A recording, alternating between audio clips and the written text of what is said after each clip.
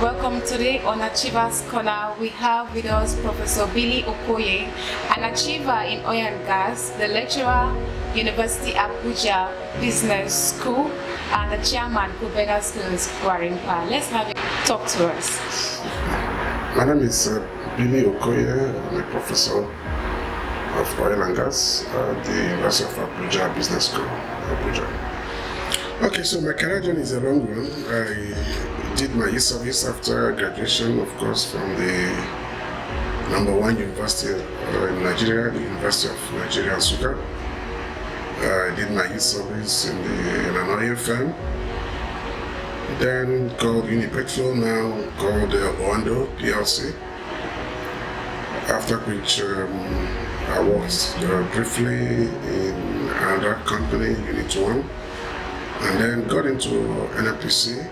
And my going into NNPC was quite funny because throughout my academic sojourn, my interest was in the banking sector. So what had happened was that I wanted to go into banking, and I was working with one company in Owerri. And one of my uncles was chairman of a new bank that was being floated, a new merchant bank. Then merchant banks were in vogue. So he had, my aunt had asked him to recruit me into the bank, and I'd gone to his house that evening, and he said, "Bring your papers," and I brought my CV, my very scanty CV. And he looked at it and said, "Come on, Billy, you just have a first degree." I said, "Yes, uncle." He said, "No, come on, go for your master's, get a master's, and then with a master's we can do better than a first degree into the banking sector, since it's a new bank. With a master's you have a lot more, you have an edge than the first degree holders." But what happened was that I went back to my house that night and thought about what my uncle had said. He had a first degree, and this is a banking job that's coming up. You've always wanted to be a banker. Now I have an opportunity to get into the bank, and from what my uncle said, you can go and have your master's in under 1 year and then come to the bank as a bigger boy. I couldn't sleep throughout the night. It was a very long night for me. I kept thinking, and the following morning I made up my mind. I drafted my resignation letter, went to the office where I was working, packed my stuff in the office. Before the chairman of the company could come in, I had finished packing my personal belongings, and the man came. I just went to him and handed over my resignation letter. He was shocked. This young, admirable boy that he was trying to mentor, now he comes to his office to say he was resigning. And he was like, "Do you have admission?" I said, "No." "You don't have admission and you're attending your resignation letter?" I say, "Yes, chairman." He said, "What happens if you don't get the admission? What's going to happen?" I said, "I must get the admission, I'm determined." He couldn't persuade me, and I resigned. Dropped the car, the official car, and left for Enugu. Went to the university at Enugu and met one of my uncles who was a lecturer, and I told him I wanted this admission, and he said, "We had finished the admission process." I said, "The admission results are not yet out." And he said, "Yes, they're not yet out." I said, "I need the admission. Since they're not yet out, we need to get the admission." He was able to get me application form. I filled the application, and I told him, "There's no going back. I've left my job." He said, "That's a wonderful job that you had." I said, "Yeah, good, but it's okay. Tomorrow is greater." I was able to get the admission, and I started my master's degree. And during the course of my master's degree, I got a call to go for an interview for NNPC. NNPC was recruiting. I had long applied and forgotten about it. So I went for the interview, and behold, I was successful. So now I had 2 jobs in my hands.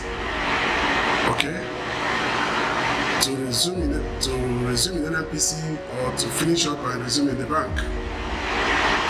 So confusion set in, and behold, I went to this my uncle who was the chairman of the bank, and he said, accept NNPC.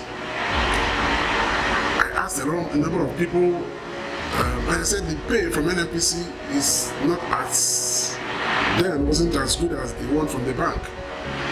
But with maturity, they talked me into job security and career advancement and all that. And we are serving, this is National Oil Company and all that. So that's how I found myself taking up the NNPC job. To the glory of God, I entered the NNPC, I didn't know anybody. And to the glory of God, I went through the runs and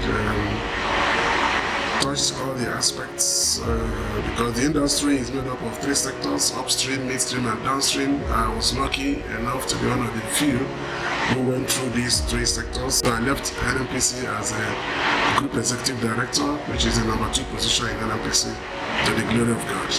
Okay, so even at school, in the university, I used to dress up very well in my tie, and so I had always admired the banking job, you know, good dresses and all that. So that's why I left to do my master's in banking and finance. But so that's why I said that I had that confusion when I got there. When I went for an NNPC interview, actually, I wasn't really up for the NNPC job. I was lucky that when I entered the panel, the questions they asked me, majority of the questions were the things I was just doing in my class. So we were so fresh that I nailed it, and I came out and said, I killed this. And so when I came out, I was almost sure that I got the job. To leave my banking job to go to NNPC was not an easy task because I wanted to go to the bank. There was this my cousin, Mr. Nelson Mweke, Chief Nelson Mweke now, was a big boy in the banking industry then. So I also called him and said, hi cuz, see where I am, so I'm in between, go to NNPC and go to the bank.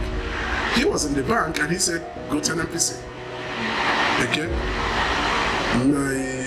My aunt, barrister, Mrs. Eunice Adiele, her husband was chairman of the bank. Chief Adiele, bless his soul, is late now. And when I met him again, in fact, I was scared meeting him because I was scared. He had a job waiting for him. Why did he go for the interview? But when I met him, he said, take NNPC. So when these 2 people and then a few other people had also asked, everybody said, go to NNPC, go to NNPC. So I knew that it was the Spirit of God talking through them, and I think I'm better off because a lot of my guys who were in the banking industry then, with all humility, some of them didn't go that far, you know. The oil and gas industry, it's NNPC, for example, is a place they cannot just fire you. You can't just come to work and then they see a letter you are fired. You know, it doesn't happen that way.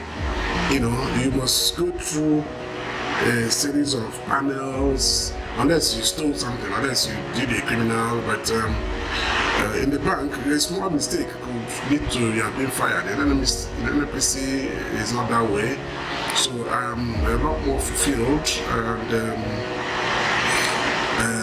if I have to live my life again in Nigeria, and if you ask me where I would like to work, I will tell you I want to go back and work in NNPC again. And it's an industry that touches everybody's lives, you know, in many ways, and I'm happy I entered that industry.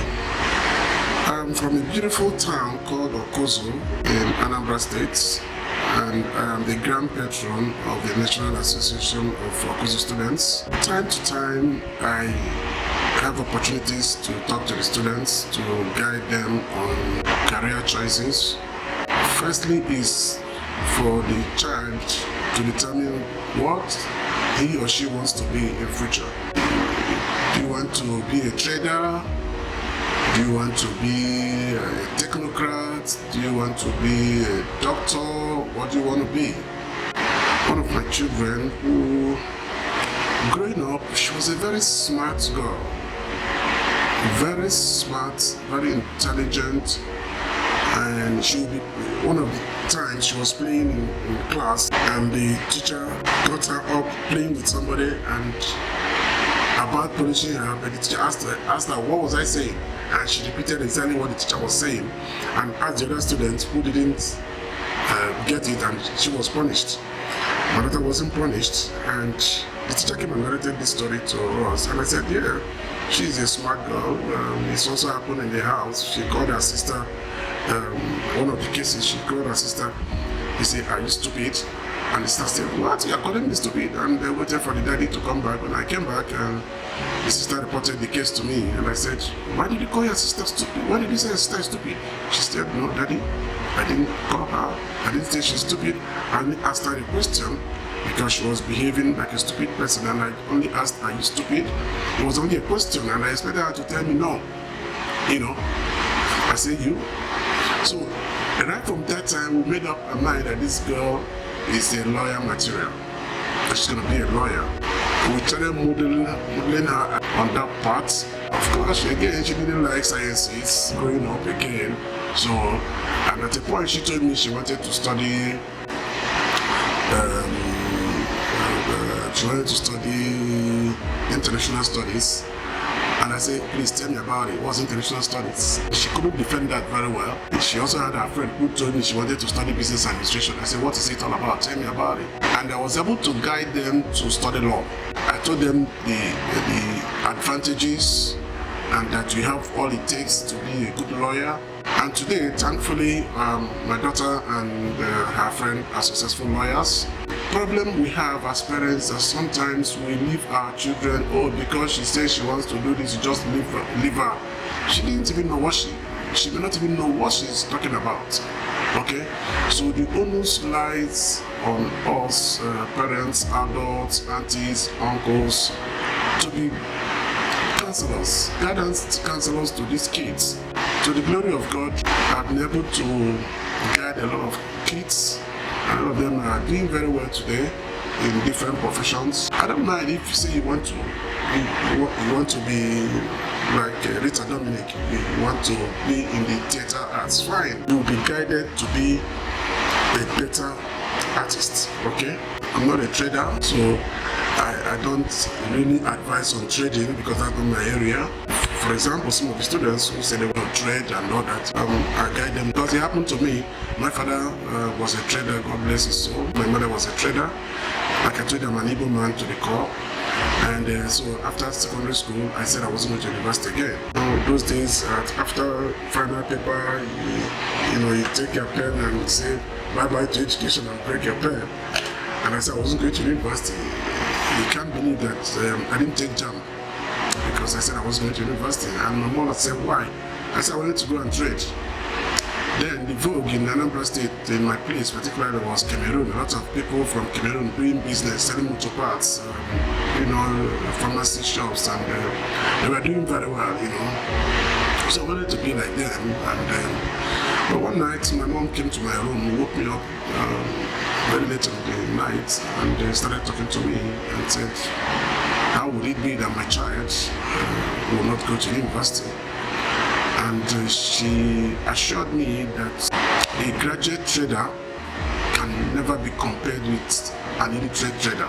She said, go to university, get a first degree, come back and continue with your father's business. You will see the difference between what you'll be doing and what your father, who didn't go to school, has been doing. And that spurred me. That motivated me. I said, okay. But now I didn't take JAMB. I visited my uncle in Cameroon, so I was getting prepared to go to Cameroon and join him in the motor parts business. So that after this divine talk from my mom, God bless her soul, she said, okay, don't worry. I will take you to a place where they were doing arts and science school in Oko then. The current Federal Polytechnic Oko was Federal Arts and Science then, and one of my townsmen, Mr. Lawrence Mbo, was the principal. So my mom took me to the school, and luckily I had a good WIAC result, so I was able to be admitted to do my high school. And from there, I went to the university. Also, I passed through the university, and the university passed through me, and the rest is history today. For the young ones, my advice to you is don't forget the old adage of professional courses. You can never go wrong. You see, when you young ones talk of old school and the Gen Zs, you can never go wrong with 1 + 1 remains 2. Whether you use calculator, you use your smartphone, or you do it manually, it remains 2. You can never get 1 + 1 to be 3. So those courses, those medicine, those law, engineering, I get amused when some people come to me and say they want to work in NNPC, that I should help them, they want to work in NNPC. And I say, what did you study? And you come up and tell me you studied some course. And I said, this your course has nothing to do with the oil industry. Why would I take you as against somebody who studied engineering, for example, to come and work in the industry? The young ones go with this idea, oh, uncle, it doesn't matter, these days it doesn't matter what one studied, it's a question of connection. I said, okay, connection, okay, go and get the connection then. I said, go and get the connection. It's a question of connection. Do you have the connection? Today, I left NNPC as number 2. I had no connection. Nobody will tell you it's my godfather. I never went to anybody to ask to lobby for any position. My work showed itself. Forget telling me, oh, so and so got a job because her uncle did this, or her aunt did this, or her uncle knew so and so. My dear young ones, it doesn't always work that way. Do your own part. You're in school. Look for a better course that will be relevant. And I always encourage you people, the easiest way to be successful in life is by going to school. And don't tell me your parents don't have money, or which is the reason some of you give. No, because there are a lot of scholarship programs out there. There are a lot of people out there who are looking for people to sponsor. The only thing you have to do first is to bend down. Leave all the luxuries we are seeing today. Leave a lot of things people see in the social media. You take all your time, you're on WhatsApp, you're on Facebook. They don't even go to Facebook. What's the other one? TikTok. You're on TikTok for the whole of the day. It may not add anything to you. Read your books. Tomorrow, by the time you become successful, you can even own TikTok. You can buy TikTok. So for you today, the emphasis is on concentrate on your books. Leave all the luxuries of life. There will be time. I always tell my children when they were small, I say, die now and live after. Okay? Do what you're supposed to do today so that tomorrow, when your mates are talking, you also be talking. If you don't do what you're supposed to do today, tomorrow, when your mates are talking, you'll be hiding. Even when they say come for all students meeting, you will be hiding because you're not meeting up. Parenting today, it's taking a different tone. My wife runs a school where I am the chairman of the board. Once in a while, I go talking to parents. And I found out that today's parents, especially the Gen Z parents, are really misleading their children, thinking that they are pampering them. Some simple things as homework. A child has a homework to go back to the house. You find some parents doing the homework for their children. The child comes back to school and the teacher asks, who did this homework for you? And the child said, it's the mommy. Sorry, mommies, because a lot of from experience, these issues are with the mommies, and the mommy will even come back. They called the woman and she said, no, Junior did it himself. Junior did it himself. Well, I was like, Junior just said that you did it. Please, mothers, you're not helping these children. Okay? allow them to do what they're supposed to do as children. Don't over-pamper them. If we were over-pampered, we wouldn't be where we are today. And what is over-pampering children? A child wants to put his hand in a burning fire, and then you're stopping him and the child is crying. Will you say, as a parent, you allow the child, because he's crying, oh, don't cry, oh, yeah, put your hand in the fire? Or your child is sick and the doctor wants to give injection, and the child is crying, and you say, doctor, don't give injection. You are killing the child. The Bible said, spare the rod and spoil the child. Parents, please help our children. What we are seeing these days, the future is not looking very good for what you guys are doing. So I implore the parents to please don't hesitate in disciplining your child when he or she misbehaves. In my wife's school, Gobena School in Gorepa, we still teach the children. Be surprised that the child comes to school, cannot even say good morning to the teachers, because the child is not used to saying good morning to his or her parents. You know, these things are wrong. We need to start this moral education from home. Let's train our children. See what is happening in the United States today. A child comes to school with gun and starts shooting everybody. You know, how proud will you be that your child goes to school and starts shooting people, while the other children are coming up as doctors and good technocrats? Your child is smoking and, you know, so please, parents, even our fathers, don't leave the job to the mummies alone. You are part and parcel of it. You know, I was lucky that my mother was very strict with us. You know, my father was a businessman, so my mom was also a businesswoman, but my mom was more educated than my dad. She valued education a lot more. But so today, all of us are all educated. All the parents, most of the parents are educated today.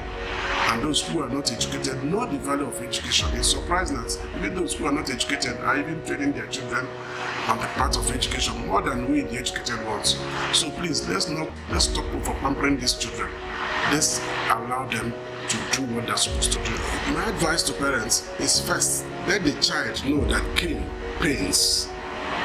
Get a cane, a stick, and let the child in your own house, let him understand that this is very painful. If possible, flog him with that cane in your own house and let him understand that this is very painful. When he understands that it's painful, then ask the child, will you want to be having this every day for breakfast or lunch or dinner?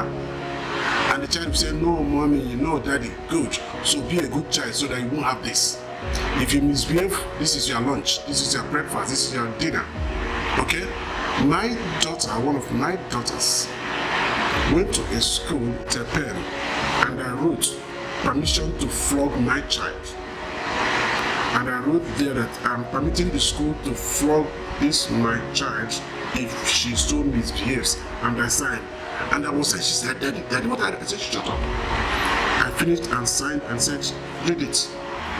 After reading, I said, if they flog you too in school, be rest assured that I'm going to flog you times 3. So anytime they flog you 3 in school, once you come back holidays, be prepared. Every day, the first day, if they flog you 3, the first day I'll flog you 9. If the cumulative, I'll flog you 3 times what they have flogged you in school. That was a turning point. Because every child is afraid of cane. So threaten your child that if you misbehave, I'm going to flog you with this cane. The child, I can bet you from experience, the child will be so scared of that cane and will continue to behave very well because the child doesn't want to test that cane. And I told you, it happened to my daughter. She behaved excellently well thereafter. I didn't flog her, the school didn't flog her, okay, because she was behaving well. But if we keep over-pampering the child, oh, don't flog my child. In my wife's school days, they don't flog, yes, because we say don't flog. But my wife still does the same thing to her to the school. This is cane. We don't flog you, but I have the powers to flog. I'm the head of school.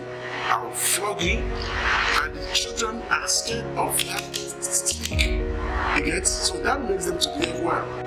So yes, she has the cane, but she doesn't flog them. But that scares the children and makes them to behave well. Don't give them the impression you won't use cane. Tell them that you're going to flog them. And the parents, if by any stroke of chance your child is flogged in school, 99% of the time is in your interest is to make the child a better person. Most times, if you call the child and ask the child what he or she did that warranted that flogging, you'll find out that the child really misbehaved so badly. And I have 1,001 examples to give. Okay? The child will behave so badly that you won't be proud that he or she grows up with that attitude tomorrow. Merely taking a pencil that does not belong to you, if you make the child understand that it's stealing, do you want to be called a thief tomorrow? Okay, that's scary to the child. Make the child understand that taking something that doesn't belong to you is stealing. Okay, but some of us say, oh, just because you took pencil from me and that child, that's why you are shouting on my child. Come on, shout. My parents is annoyed that you are shouting on this child. Come on, parents, let's wake up. Otherwise, tomorrow will be the worst hit, because that same child you are trying to protect may come back tomorrow to shoot you, may come back tomorrow to continue to beat you up at your old age, and you will regret all the actions what you didn't do what you are supposed to do when you were younger. To the glory of God, I'm enjoying my children today, okay, because I train them, I discipline them, and up to today they're all on their own, but they know that daddy can play with you, but when jungle matures, you know where your apple is not. Okay.